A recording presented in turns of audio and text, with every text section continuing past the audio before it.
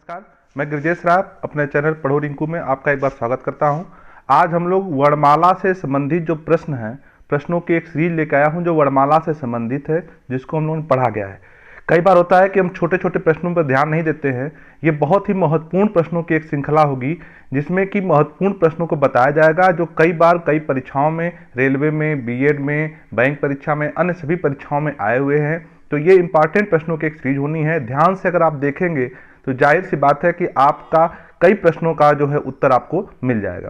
साथ ही साथ आपकी अगर आप पढ़े हैं तो कितनी आप जानते हैं, उसको भी एक पहचानने का, एक अपने आप का एग्जाम लेने का एक बढ़िया समय आपके पास है। तो चलिए शुरू करते हैं आज के प्रश्नों की सीरीज। तो सबसे पहला प्रश्न पूछ रहा है, भाषा की सबसे छोटी इकाई है। भाषा की सबसे छोटी इकाई है। मैंने ध्यान देना है, इसमें दो प्रश्न बनते हैं। पूछ देता है भाषा की छोटी इकाई, तो भाषा की अगर छोटी इकाई पूछेगा, भाषा की अगर छोटी इकाई पूछेगा, सबसे हटा देगा। अगर कह दिया कि भाषा की छोटी इकाई क्या है, छोटी इकाई क्या है, तो भाषा की छोटी इकाई होती है क्या? शब्द। भाषा की छोटी इकाई क्या होती है? शब्द। लेकिन हमारा प्रश्न पूछ रहा है कि भाषा की सबसे छोटी इकाई क्या है। सबसे छोटी अगर पूछेगा तो सबसे छोटी इकाई क्या है भाई? वर्ण। मैं समय इसलिए ले रहा हूं कि आप भी प्रश्नों का उत्तर देते चलें और अपने आप को परखते चलें। हम प्रश्नों को समझते और प्रश्नों का उत्तर दोनों करते चलेंगे। तो चलिएगा, अगला प्रश्न, दूसरा प्रश्न है, वर्णमाला किसे कहते हैं? वर्णमाला कहते हैं, प्रश्न है, वर्णमाला कहते हैं किसे कहते हैं? शब्दों के समूह को, वर्णों के संकलन को, शब्द गणना को, वर्णों के व्यवस्थित समूह को। वर्णमाला किसे कहता है? क्या शब्द का समूह होता है? शब्द का सार्थक समूह वाक्य कहा जाता है। वर्णों का संकलन होता है? नहीं। शब्द की जो गणना की जाती है उसे वर्णमाला कहते हैं, या फिर वर्णों के व्यवस्थित समूह को। ये सारे प्रश्न आपको पिछले वीडियो में बताए गए हैं। वर्णों के व्यवस्थित समूह को वर्णमाला कहा जाता है। वर्णमाला क्या है? वर्णमाला क्या है? वर्णों का व्यवस्थित समूह है। अगला प्रश्न, निम्न में से कंठ ध्वनियां कौन सी हैं? कंठ ध्वनियों का ताल्लुक होता है जो कंठ से निकलती हैं, जो स्वरयंत्र से निकलती हैं, उन्हें कंठ ध्वनियां कहा जाता है। क्या है? क ख है, य र है, च ज है, या ट ड है। निम्नलिखित में से कंठ ध्वनियां क्या हैं जिनका उच्चारण कंठ से होता है? जी हाँ, मैंने आपको बताया था, क ता मु द ओ। क ता, क से कंठ से क ख, कंठ से क ख, कंठ से क ख, क ता मु द ओ आपको बताया गया था। कंठ से क और ख, क से लेके अंग तक क वर्ग के जितने भी वर्ण हैं सभी कंठ ध्वनियों के अंतर्गत आते हैं। अगला प्रश्न, अगला प्रश्न है हम लोगों के सामने, ये पूछ रहा है कि स्थान के आधार पर बताइए, स्थान के आधार पर बताइए कि मूर्धन्य व्यंजन कौन सा है? मूर्धन्य जिसका उच्चारण मूर्धा से होता है, जिसका उच्चारण मूर्धा से होता है। क्या है भाई? क घ है, ग घ है, ज झ है, ड ढ है, या फिर प फ है। किसका उच्चारण मूर्धा से होता है? मूर्धा से क ता मु, क ता मु, क च ट, तो ट ठ ड ढ, ट ठ ड ढ क्या हो जाएंगे? मूर्धन्य हो जाएंगे। ट ठ ड ढ क्या हो जाएंगे? मूर्धन्य हो जाएंगे। चलिए अगला प्रश्न, कराए निम्नलिखित में से अल्प प्राण वर्ण कौन से हैं? मैंने आपको बताया था अल्प प्राण, पहले हम लोग सांस लेते हैं, तो सांस लेंगे तो पहला क्या होगा? अल्प प्राण होगा। सांस लेना अल्प प्राण, अर्थात जिस वर्णों के उच्चारण में कम समय लगे उसे अल्प प्राण कहते हैं। हवा अंदर जाती है, अल्प प्राण कहते हैं। सबसे पहले हम सांस लेते हैं, उसे अल्प प्राण कहते हैं। किसे?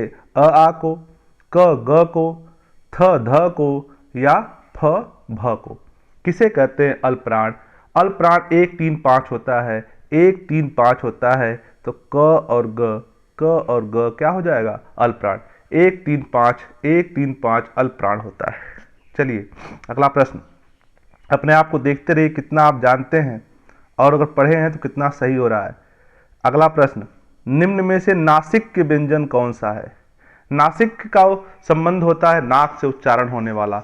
वे व्यंजन जिनका उच्चारण कहाँ से होता है, नासिका से होता है, नाक से होता है, हवा नाक से भी निकलती है, नासिक के व्यंजन है स, य, ग या ज। प्रत्येक वर्ग का पंचमा अक्षर नासिक के होता है, य होता है। यहाँ पे उत्तर क्या हो जाएगा, य हो जाएगा। अगला प्रश्न कह रहा है कि ऐ वर्ण क्या कहलाते हैं। ऐ वर्ण क्या कहलाते हैं। आप जानते हैं कि ये स्वर हैं, लेकिन ये कौन से स्वर हैं, नासिक के हैं, मूर्धन्य हैं, ओष्ठ हैं, कंठ तालव्य हैं। मैंने आपको बताया था, मैंने आपको वीडियो में बता चुका हूं पहले कि इनका उच्चारण कहाँ से होता है। जी हाँ, कहाँ से होता है, आप बताइएगा कि इनका उच्चारण कहाँ से होता है। ऐ का उच्चारण कहाँ से होता है। जी हाँ, इसका उच्चारण होता है कंठ और तालु से।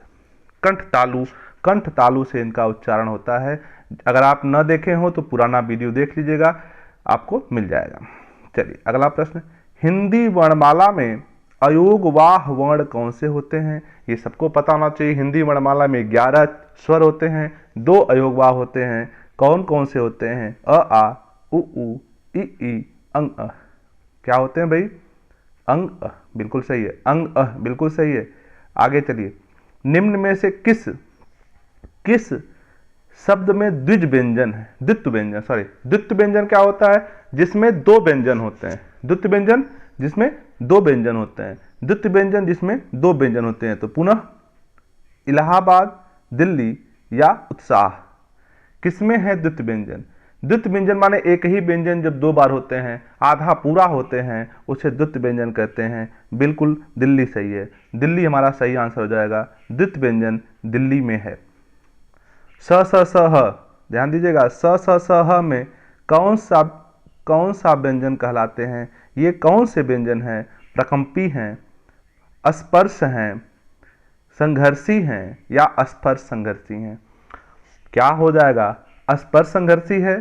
स्पर्शी व्यंजन वो होते हैं जिनको बोलने में जीभ जो है मुंह में कहीं न कहीं जो है क्या करती है, सटती है, छूती है, उसे स्पर्श व्यंजन कहा जाता है। स्पर्श और संघर्षी व्यंजन, इन्हीं को हम लोग उष्म व्यंजन भी कहते हैं। उष्म व्यंजन किसे कहते हैं, स स स ह को, स स स ह को, जिनको बोलते समय, जिनके उच्चारण में मुंह में उष्मा की उत्पन्न होती है, रगड़ होती है, उन्हें हम उष्म व्यंजन कहते हैं और उन्हीं को संघर्षी व्यंजन भी कहा जाता है। चलिए अगला प्रश्न, निम्नलिखित में से कौन सा पश्च स्वर है। जीभ के उच्चारण के आधार पे, जीभ के उठने के आधार पे अग्र, मध्य और पश्च 3 प्रकार के स्वर होते हैं। अग्र होता है, मध्य होता है और पश्च होता है। तो इसमें से पूछ रहा है कौन सा जो है पश्च है, आ है, ई है, ज है या ढ है। कौन सा पश्च स्वर है, कौन सा पश्च स्वर है, ये आपको बताना है। जीभ के उठने के आधार पे पश्च व्यंजन कौन सा है, ये आपको बताना है। तो इसमें हो जाएगा पश्च व्यंजन हो जाएगा, आंसर हो जाएगा आ। सही आंसर क्या है, आ। अगला प्रश्न, निम्नलिखित में से, तो आ हो जाएगा पश्च व्यंजन। निम्नलिखित में से कौन सा अयोगवाह है। अयोगवाह क्या होता है, विसर्ग है, महाप्राण है, संयुक्त व्यंजन है या अल्प प्राण है। अयोगवाह क्या हो जाएगा, अयोगवाह हो जाएगा विसर्ग। अयोगवाह क्या हो जाएगा, विसर्ग। अह क्या है, अयोगवाह है। विसर्ग क्या है, अयोगवाह है। ध्यान देते चलिएगा। अगला प्रश्न की तरफ बढ़ते हैं हम लोग। आप लोग ध्यान दीजिएगा, जो लोग पढ़े हैं दोबारा अपने आप को देख लीजिए कितना उनको याद है। इंपॉर्टेंट प्रश्नों की एक श्रृंखला। अगला प्रश्न, छ ध्वनि का उच्चारण कहाँ से होता है। कहाँ से होता है भाई, दंत से, होठ से, तालव्य से या वत्स से। मैंने आपको अभी बताया, कई बार बताया, क ता मु द ओ, क ता। दूसरा क्या है, तालव्य है। दूसरा क्या है, तालव्य है। तो क के बाद दूसरा वर्ण क्या है, च वर्ग है। तो छ क्या हो जाएगा, तालव्य हो जाएगा। छ क्या हो जाएगा, तालव्य हो जाएगा। च वर्ग क्या है, तालव्य है। अगला प्रश्न, निम्नलिखित में से कौन एक संयुक्त व्यंजन नहीं है। ध्यान दीजिएगा, संयुक्त व्यंजन नहीं है। नहीं को जरूर ध्यान देना है। कौन सा नहीं है? 4 संयुक्त व्यंजन होते हैं वर्णमाला में। कौन? छ, स, त्र, ज्ञ। कौन सा नहीं है? ध्यान देना है। छ है, क धन स होता है। त्र, त धन र होता है। ज्ञ, ज धन इय होता है। क्या नहीं होता है? स जो है संयुक्त व्यंजन नहीं है। स जो है संयुक्त व्यंजन नहीं है। तो इस प्रश्न का उत्तर क्या हो जाएगा? स। तालव्य व्यंजन है। अगला प्रश्न है, तालव्य व्यंजन कौन से है? क ता मू द ओट अभी आपको सिखाया था। क ता मू द ओट, तो च वर्ग के सभी जो हैं, च वर्ग पूरा जो है तालव्य व्यंजन की श्रेणी में है। उच्चारण स्थान जरूर याद करिए, हमेशा इसमें से प्रश्न आते हैं, हर बार आते हैं। तो अगला प्रश्न, यर अलव किस वर्ग के व्यंजन हैं? यर अलव किस वर्ग के हैं? तालव्य हैं, उष्म हैं, अंतस्थ हैं या होठ्स हैं। आपको मैंने बता चुका हूं कि स्वरों का व्यंजनों का वर्गीकरण, उसमें अस्पष्ट व्यंजन, अंतस्थ व्यंजन, उष्म व्यंजन, द्विगुण व्यंजन, ये सभी आते हैं।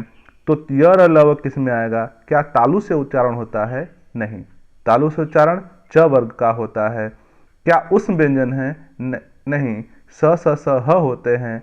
क्या अंतस्थ व्यंजन है? हाँ। क्या अंतस्थ व्यंजन है? हाँ, अंतस्थ व्यंजन में होते हैं जिनके उच्चारण में हवा जो है मुंह में ही रह जाती है, किसी भाग को स्पर्श नहीं करती, उन्हें अंतस्थ व्यंजन कहा जाता है। तो यर अलव अंतस्थ व्यंजन है। अगला प्रश्न, अनुनासिक का संबंध होता है। अनुनासिक का संबंध होता है केवल नाक से, केवल मुंह से, नाक और मुंह दोनों से, इनमें से कोई नहीं। अनुनासिक, अनुनासिक नाक और मुंह दोनों से संबंध होता है। अनुनासिक नाक और मुंह दोनों से संबंध होता है। अनुनासिक व्यंजन, अगला प्रश्न है, अनुनासिक व्यंजन कौन से होते हैं? प्रत्येक वर्ग के प्रथमाक्षर, तृतीयाक्षर, प्रत्येक वर्ग के तृतीयाक्षर, प्रत्येक वर्ग के तृतीयाक्षर, वर्ग का चतुर्थाक्षर या वर्ग का पंचमाक्षर। जी आपको बताया था, वर्ग का प्रत्येक वर्ग का पंचमाक्षर अनुनासिक होता है, प्रत्येक वर्ग का पंचमाक्षर अनुनासिक होता है। हिंदी वर्णमाला में स्वरों की संख्या है। हिंदी, ध्यान दीजिएगा, पूरी ये प्रश्न थोड़ा सा परेशान करेगा आपको। हिंदी वर्णमाला में स्वरों की संख्या है। हिंदी वर्णमाला में स्वरों संख्या कितनी है? 8 है, 9 है, 11 है या 14 है। बिल्कुल, हिंदी वर्णमाला में माना जाता है स्वरों की संख्या कितनी है? 11 है। 11 स्वर होते हैं, 2 अयोग वाह होते हैं, कुल मिला के कितने होते हैं? 13 होते हैं। चलिए आगे बढ़ते हैं। अगला प्रश्न, इनमें संयुक्त व्यंजन कौन सा है? निम्नलिखित में संयुक्त व्यंजन कौन सा है? संयुक्त व्यंजन कौन सा है आपको बताना है। क्या ढ है? नहीं, द्विगुण व्यंजन है। क्या अंग है? नहीं, पंचमाक्षर है। क्या ड़ है? नहीं, ये भी द्विगुण व्यंजन है। क्या ज्ञ है? हाँ, ज धन इय, ज धन इय द्विगुण व्यंजन है। सॉरी, ये संयुक्त व्यंजन है। द्विगुण व्यंजन कौन सा है? ड़ है और ढ़ है। चलिए आगे बढ़ते हैं। तो इस प्रश्न का उत्तर क्या हो जाएगा? ज्ञ। कौन सा वर्ण उच्चारण की दृष्टि से दंत नहीं है आपको बताना है। कौन सा? त, न, द, ट। क ता मू द, क ता मू द ओठ। तो इस हिसाब से कौन सा नहीं है ये पूछ रहा है। तो पूछ रहा है क्या? त, ट, ठ, ड, ढ, क ता मू मूर्धन्य है, तो ये क्या है? मूर्धन्य। निम्नलिखित में से, निम्नलिखित के अंत में अ आता है, माने जिन शब्दों के अंत में अ आता है उन्हें क्या कहते हैं? क्या कहते हैं? अंत में अ आता है, क्या कहते हैं? अनुस्वार, अयोगवा, अंतस्थ, अकारांत। अनुस्वार नहीं होता है, बिंदी होती है। अयोगवाग अंग अह होते हैं, अंग और अ होते हैं। अंतस्थ व्यंजन यर लब होता है, और जिसके अंत में अ आता है, जिसके अंत में अ आता है वो अकारांत होता है, जिसके अंत में आ आता है अकारांत होता है, ई आएगा इकारांत होगा। चलिए, छ वर्ग का किसके योग से बना है? ये प्रश्न कई बार पूछा गया है। छ वर्ण किसके योग से बना है? क और स के, क और च के, क और छ के, क और स के। तो बिल्कुल सही है। पहला ऑप्शन ए सही है, आपको पता होगा, लेकिन ध्यान यही देना है कि इसमें पहला जो है क जो है वो क्या होगा, क के नीचे हलंत होगा, स के नीचे कोई हलंत नहीं होगा, बस यही आपको ध्यान देना है। अगला प्रश्न, हिंदी वर्णमाला में स्वरों की कुल संख्या, ध्यान दीजिएगा यहाँ पे, ये प्रश्न इंपॉर्टेंट है। स्वरों की कुल संख्या यहाँ पे क्या दे दिया है, कुल, तो कुल संख्या कितनी है, 10 है, 12 है, 11 है, 13 है। हमने पढ़ा था स्वरों की संख्या कितनी थी, स्वरों की संख्या कितनी थी, 11 थी। कुल संख्या कितनी है, 13 है, क्योंकि जब कुल कहते हैं तो अंग और अह दोनों उसमें जोड़ दिए जाते हैं, तो ये ध्यान रखना है, ये आपको ध्यान देना है। तो कुल संख्या कितनी है, 13 है, संख्या कितनी है, 11 है। निम्नलिखित में से कौन स्वर नहीं है, पहचानना है, कौन स्वर नहीं भाई, अ, उ, ए, य। स्वर कौन नहीं है, य स्वर नहीं है। यह क्या है, व्यंजन है, पंचमा अक्षर है। निम्नलिखित में से कौन ट वर्ग नहीं है, ट वर्ग नहीं है, ट ठ है, ड ढ है, ड़ है, कौन सा नहीं है, ट वर्ग का कौन सा नहीं है, घ नहीं है, क ख ग घ, ये क्या है, क वर्ग का है। अगला प्रश्न, हिंदी वर्णमाला में व्यंजनों की कुल कितनी संख्या है, व्यंजनों की संख्या कितनी है, कितनी है भाई, 32, 34, 33, 36, बताइएगा कितनी है, जी हाँ 33 है। व्यंजनों की संख्या कितनी है हिंदी वर्णमाला में, 33 है। हिंदी वर्णमाला में व्यंजनों की कुल संख्या 33, याद कर लीजिएगा, 33 है हिंदी वर्णमाला में व्यंजनों की संख्या। अगला प्रश्न, निम्नलिखित में से बताइए कि नवीन विकसित ध्वनियां कौन सी हैं।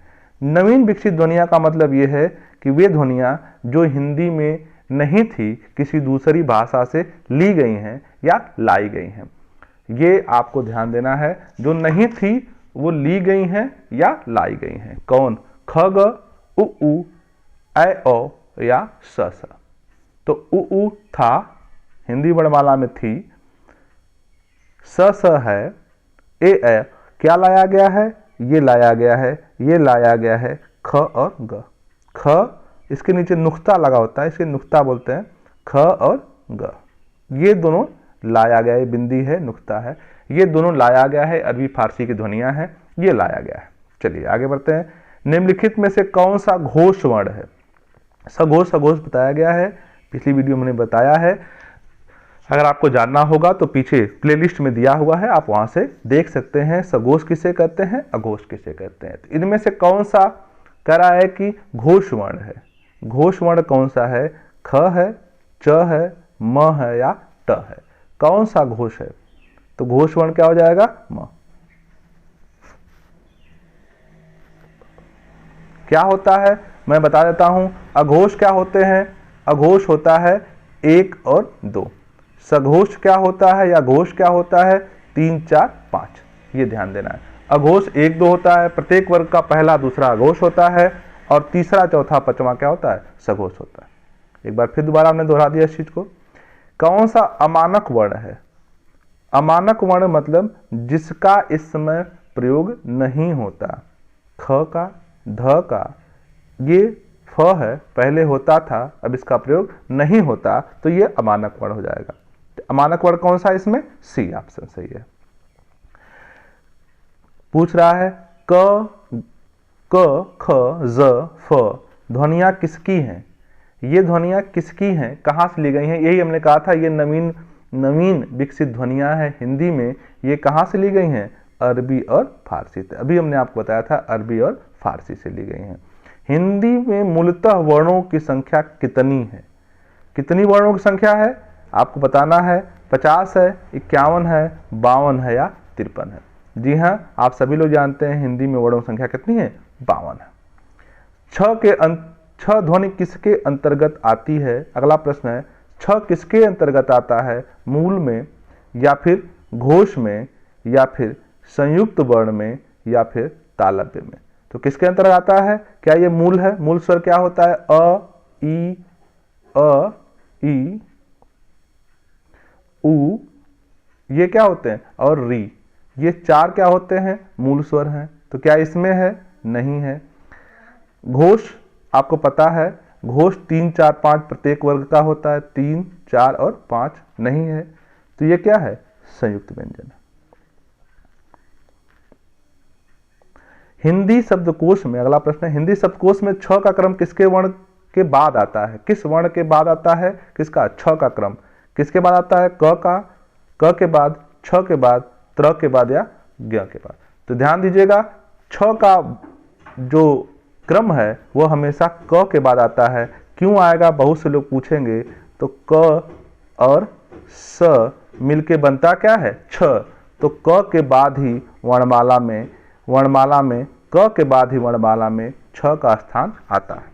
आखिरी प्रश्न होगा संभवतः, नहीं अभी और है। ज्ञ वर्ण किन वर्णों के संयोग से बनता है? तो ज्ञ किन वर्णों के संयोग से बनता है? ज य से, ज य से, या ज ध से, या ज न्य से? आपको पता है कि पहला ज जो है उसमें अल्प होगा, यही ध्यान देना है। तो ये बी ऑप्शन सही है। अगला प्रश्न है, अघोष वर्ण कौन सा है? अघोष वर्ण कौन सा है? आपको बताया गया है कि प्रथम और दूसरा अघोष होते हैं, 3, 4, 5 सघोष होते हैं। याद करते चलिए, 1, 2 अघोष हैं, 3, 4, 5 सघोष हैं। अघोष 1, 2 तो कौन सा है? अ है, ज है, ह है या स है? तो ऑप्शन नंबर सी इसका सही हो जाएगा, sorry D, option number D सही हो जाएगा, स।